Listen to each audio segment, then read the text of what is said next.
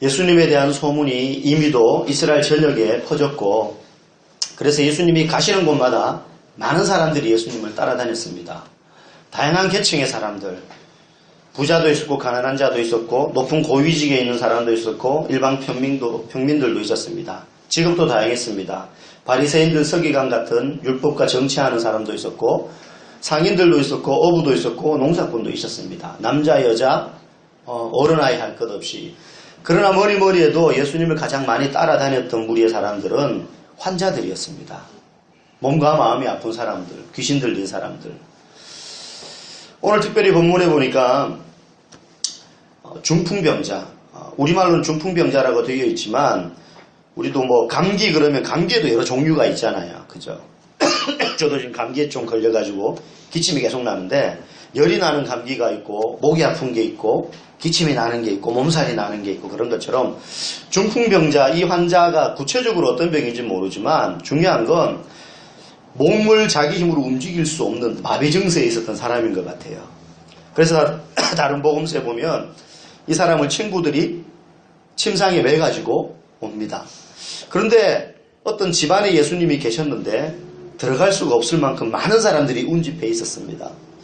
그래서 이 친구를 메고 상 통째로 들고 지붕 위에 올라가서, 이스라엘의 집은 이렇게 위에가 평평해요, 지붕이. 그리고 흙집으로 지어졌기 때문에 마음만 먹으면 구멍을 뚫을 수 있습니다.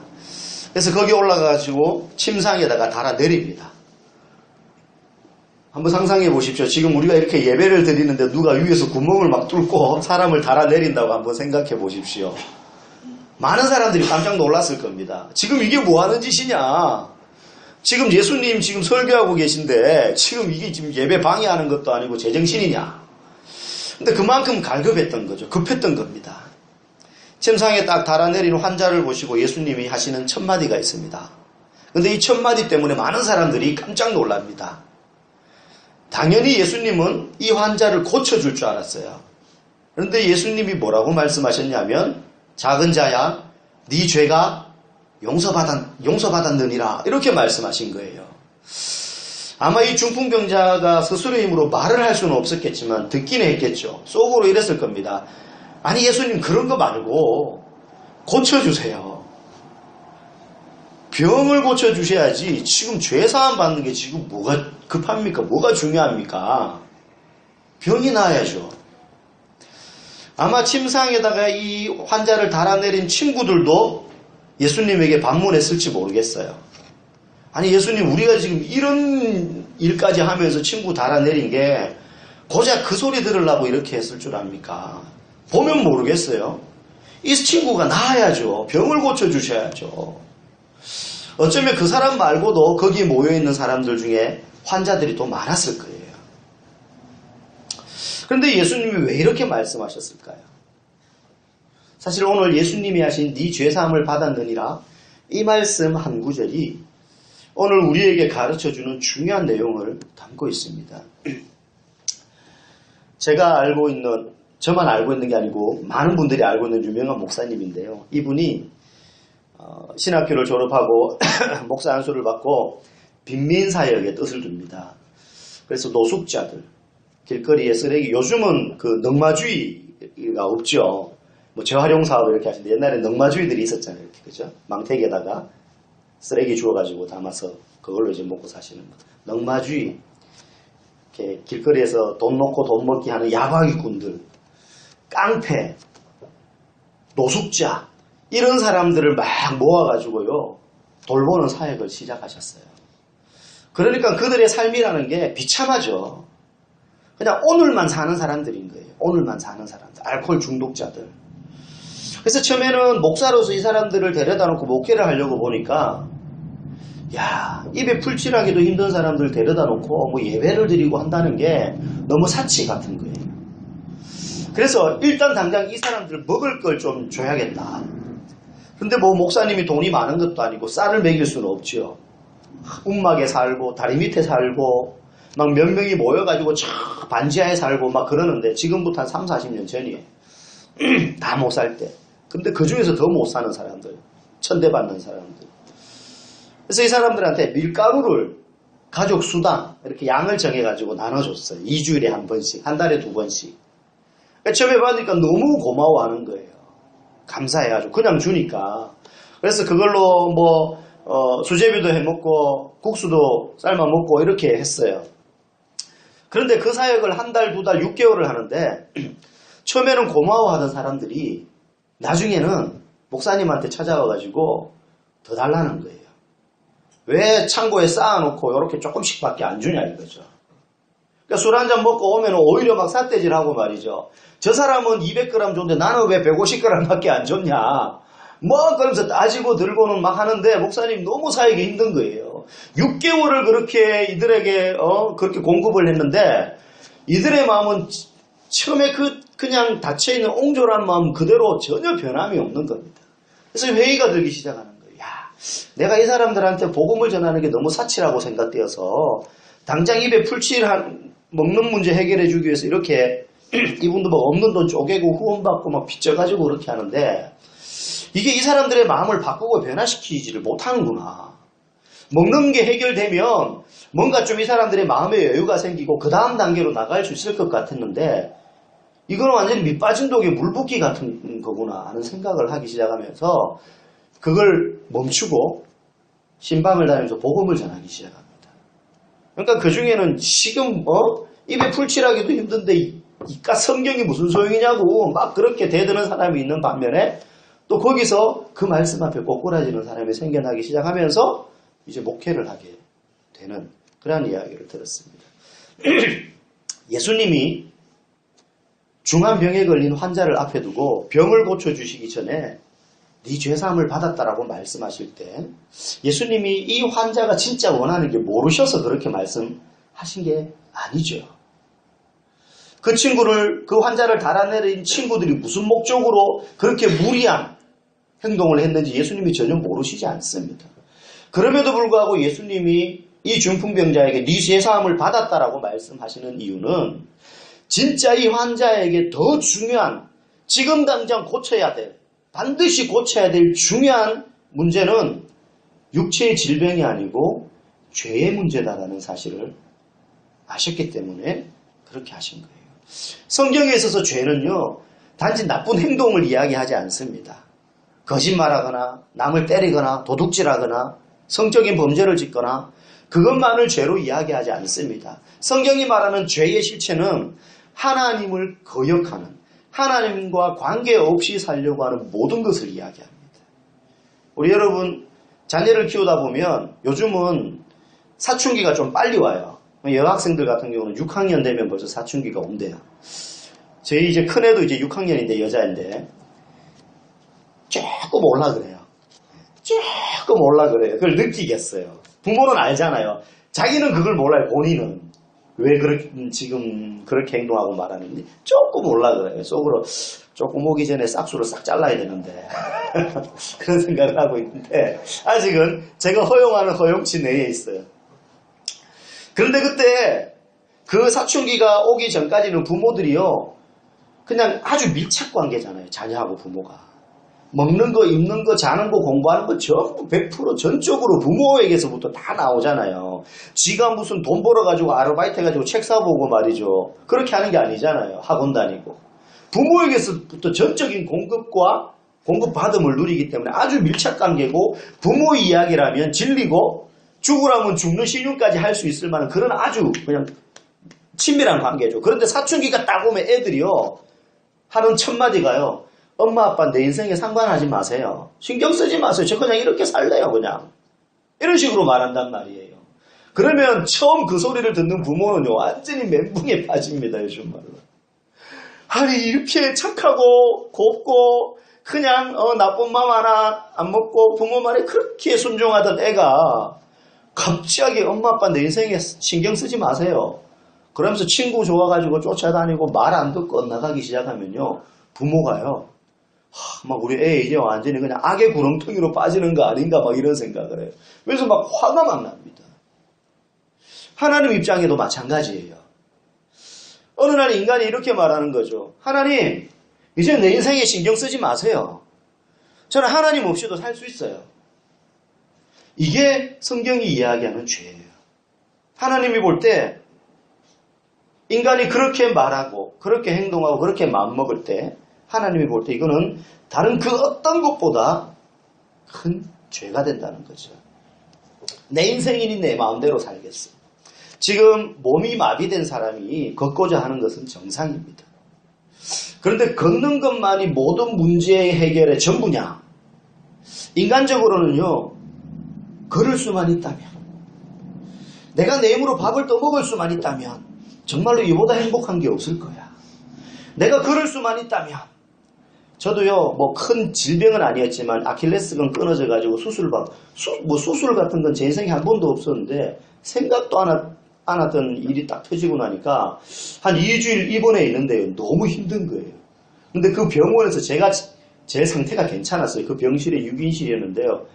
제가 들어오기 일주일 전에 오토바이 타고 가다가 차하고 박아가지고 한 10몇 메다 날아가서 가로수에 들이받쳐서 갈비 때부터 이 오른쪽 다리가 다 으스러지고 엉치뼈 부서져서 수술해가지고 들어온 젊은 친구가 있었어요. 그래가지고 저는 휠체어에 이렇게 다리를 내리면 안 돼요. 너무 아파가지고. 이렇게 다리를 올리고 휠체어를 타고 걔도 그렇게 해가지고 이렇게 둘이 맨날 돌아다녔어요. 병원에서. 다들 너무 힘든 상황이에요. 그러면요, 그때 든 생각이 제일 힘든 게 뭔지 아세요? 이 아킬레스건 수술하니까. 네, 생리현상 해결하는 거예요. 이게 화장실 가서 이렇게 앉으면 다리가 이렇게 내려가게 되잖아요. 앉는 자세니까. 그러면 피가 쏠려가지고 말이죠. 다리가 끊어질 듯이 아파요, 이게. 혈액순환이 안 되는데 막 피가 쏠리니까. 그래서 여러분, 사람이 궁하면 통한다고요. 나중에는 요령이 생기더라고요. 이게.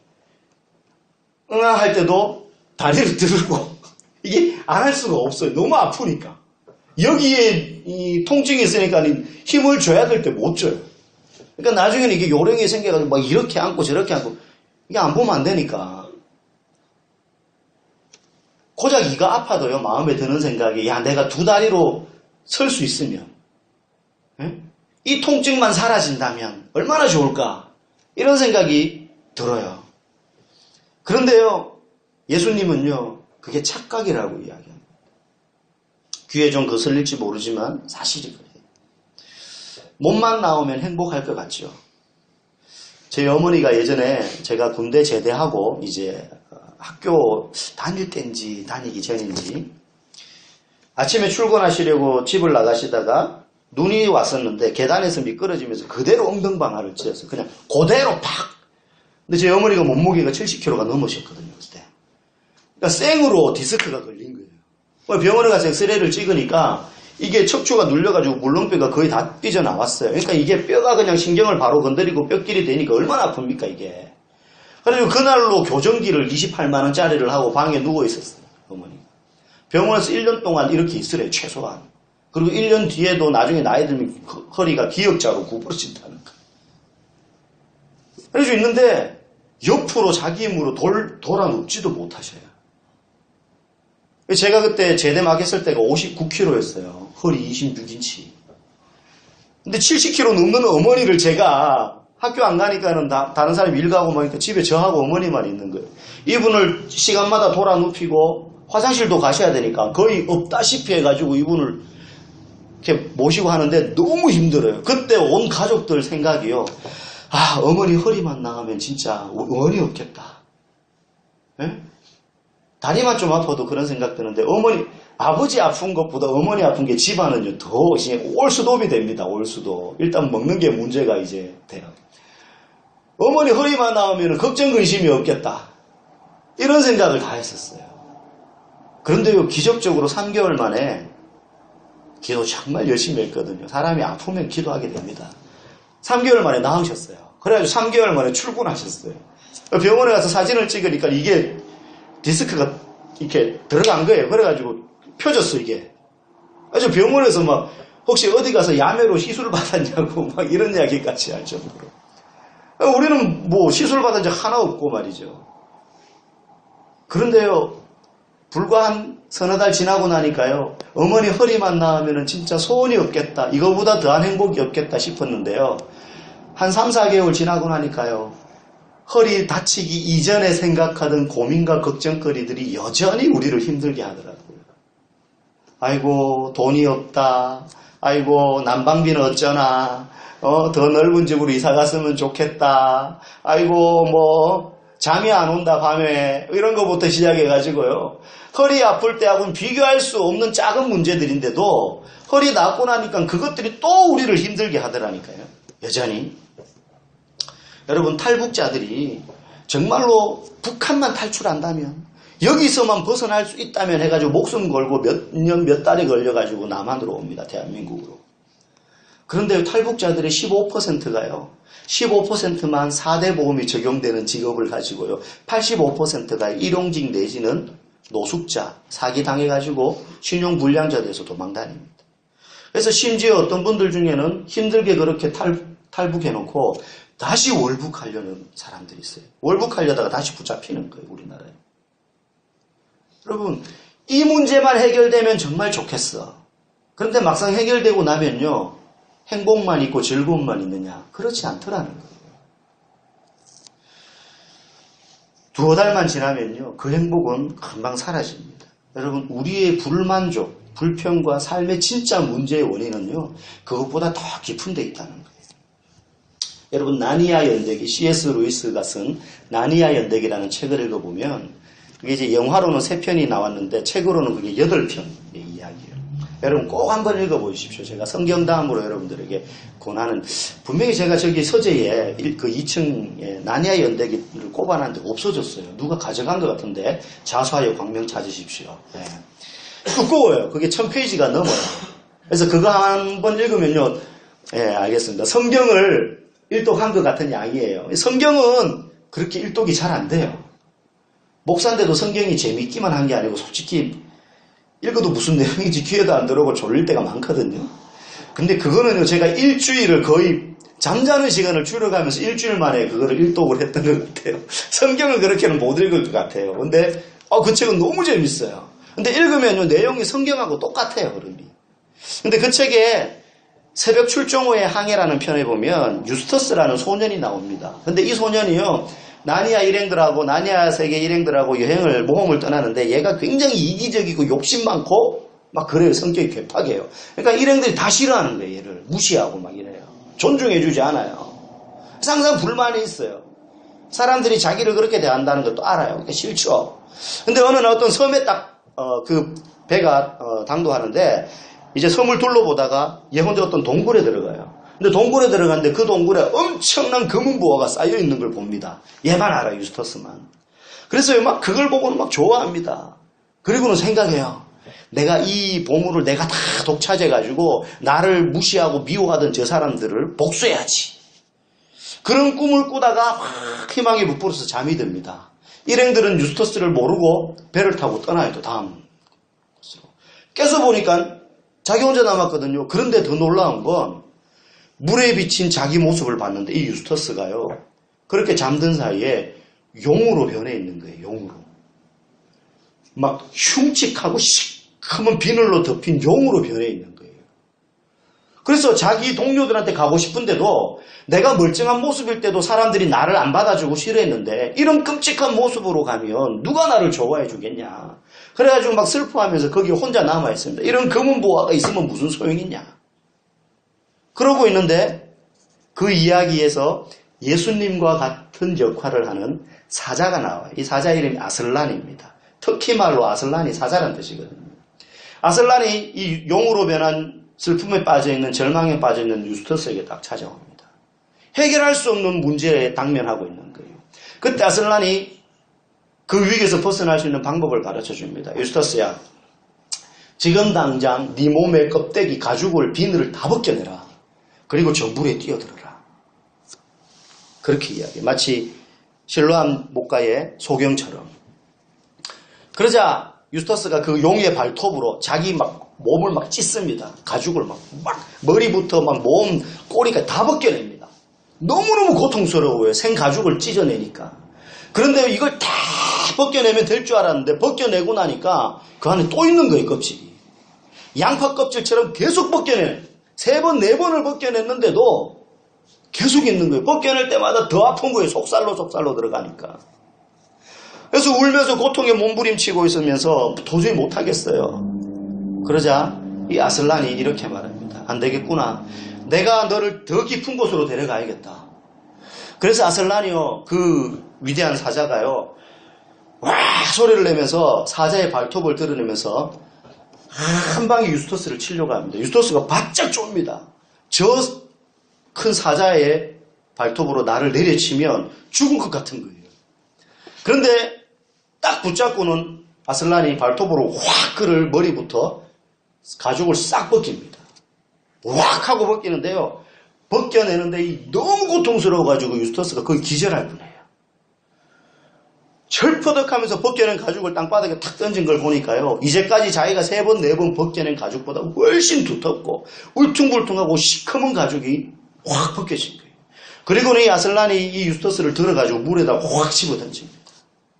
그리고 물에서 나오는데 소년으로 싹 변해 있는 거예요. 원래의 자기 모습으로.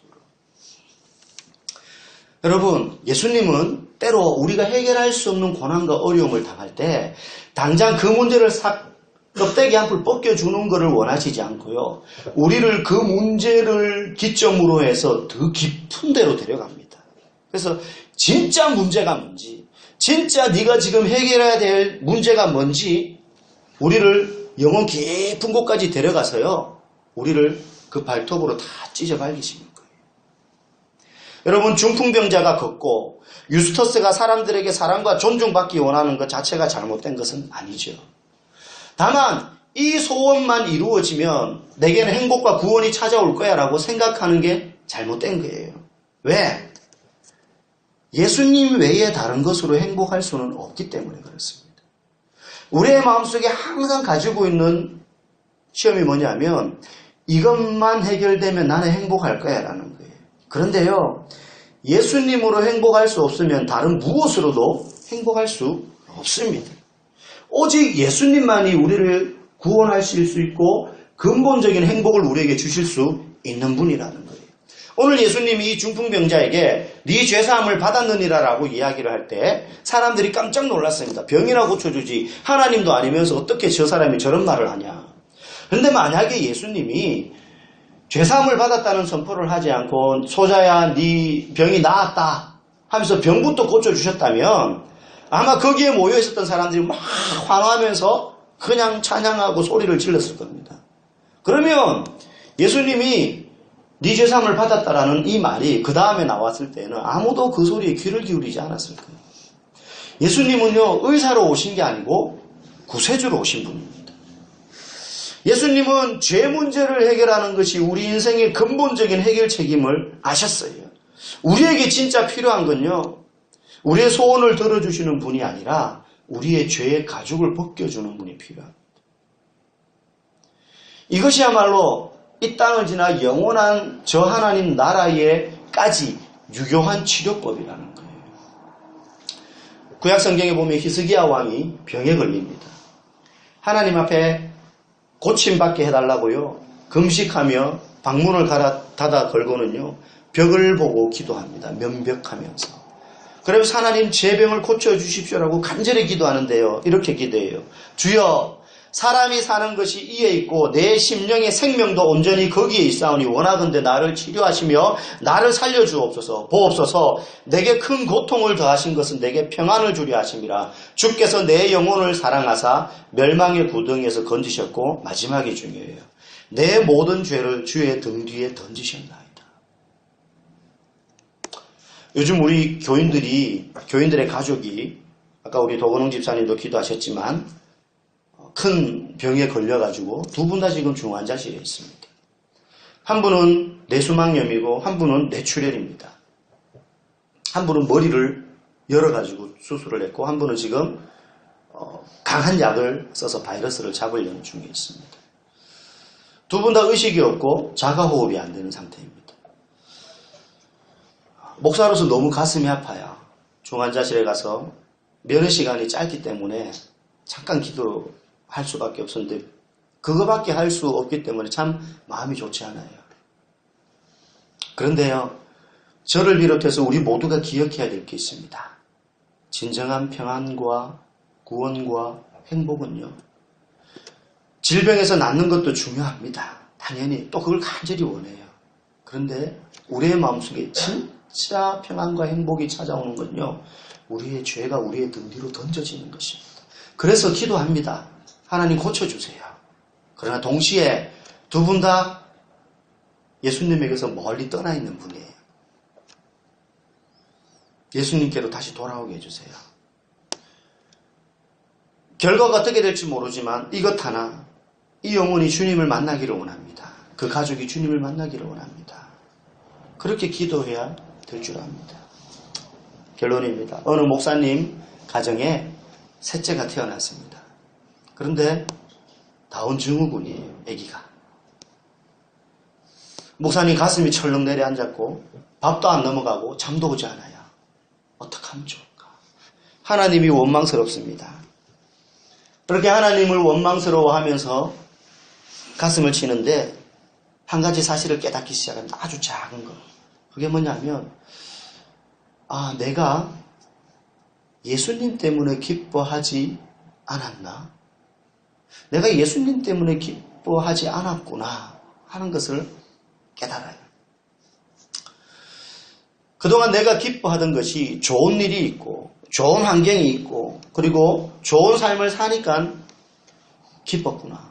환경이 조금만 어려워지고 또 환경이 내 생각과 다르게 흘러가니까 내 안에서 기쁨이 사라지는구나. 그러면 나는 예수님 때문에 기뻐한 사람이 아니구나. 그렇게 회개하고 기도하던 중에 하나님께서 목사님에게 이런 마음을 주셨어요. 만약에 이 아이가 다른 가정에서 태어났다면 어쩌면 태어나지 못했을 수도 있고 태어났다 하더라도 아마 버림받았을 가능성이 높을 수도 있다. 그래서 하나님이 우리 가정에 이 아이를 선물로 주셨구나. 그래서 이 아이를 볼 때마다 하나님이 우리 가정에게 얼마나 선한 계획이 있고 우리를 얼마나 사랑하시는지를 깨닫게 하고 감사하게 되었다고 합니다. 그 사모님 또한 마음이 너무 힘들었어요. 그래서 힘든 마음을 가지고 하나님 앞에 이렇게 물었다고 합니다. 하나님, 그 셋째 아이를 보면서 이게 우리 가정에 향하신 하나님의 진짜 선한 계획 맞습니까? 너무 힘듭니다. 왜 이런 일이 우리 가정에 생기나요? 그렇게 물었어요. 그런데 그때 갑자기 하나님이 이 사모님에게 한 그림을 보여주더래요. 머릿속에 눈 감고 그렇게 하소연하는데 무슨 장면이냐면 첫째 딸이 6살 때 생일 선물을 사줬어요. 그런데 이 애가 자기가 원하는 게 아닌 거예요, 이게. 애기들 그렇잖아요. 얘가 원하는 게 뭔지는 알지만 엄마 아빠 입장에서는 그거보다 이게 애한테 더 좋을 것 같으니까 사주잖아요, 딴 거를. 근데 애가 막 지 마음에 안 든다고 막 때를 쓰고 울고불고 막 집어 던지고 막 그랬던 과거의 한 장면을 떠올려 주시면서 그때 막 이 애를 설득시키고 납득시키기 위해서 얼마나 애를 썼는지 그래도 얘가 막 이해를 못했던 그 장면이 딱 떠오르면서요. 사모님이 내가 지금 그 아이와 같이 행동하고 있구나. 하나님이 내게 선한 계획과 뜻이 있어서 이 자녀를 우리 가정에 주셨는데 내가 싫다고 내가 원했던 게 아니라고 해서 하나님이 정말로 가지고 계신 계획이 무엇인지 들을 생각도 안 하고 내가 이렇게 지금 생떼를 쓰고 있구나 하는 사실을 깨닫게 하셨다는 거예요. 그러면서 이 아이가 축복이구나. 하나님이 우리 가정에 진짜 소망을 두고 하나님께 소망 두고 살아가는 삶을 가르치시는구나 라고 고백했다고 합니다. 여러분, 예수님을 바라보고 예수님과 하나 되기를 원하고 예수님만 사랑하기로 결단하고 사는 사람이 정말로 하나님이 복 주시는 사람인 줄 믿으시기 바랍니다. 내 안에 계신 예수님으로 행복할 수 없다면 어떤 것으로도 그 사람은 행복할 수 없습니다. 예수님이 행복하게 해주실 수 없다면 그 누구도 그 사람을 행복하게 해줄 수 없는 겁니다. 저와 여러분이 우리의 영혼의 속살까지 치유하시는 그 예수님 때문에 오늘도 만족해하고 기뻐하고 행복한 삶을 살기를 간절히 소원합니다. 함께 기도하겠습니다.